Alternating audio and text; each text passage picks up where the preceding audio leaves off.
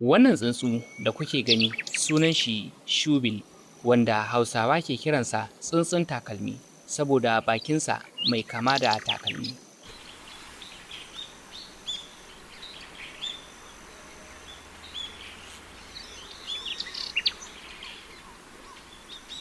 Abubuwan da suka fi ɗaukar hankali game da shi wannan tsuntsu yana da babban baki mai ƙarfi wanda yake amfani da shi wajen kama kifi da sauran dabbobin ruwa.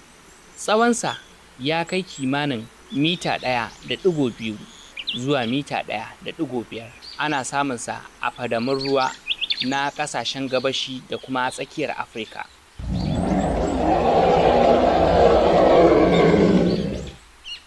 Wannan tsuntsun takalmi idan ya tsaya yana kallon mutum yana iya ba da kamar yana fushi da shi saboda yadda idanuwansa suke. Yana daga cikin tsuntsaye mafiya ban mamaki da kuma masu ƙarancin yawa a duniya.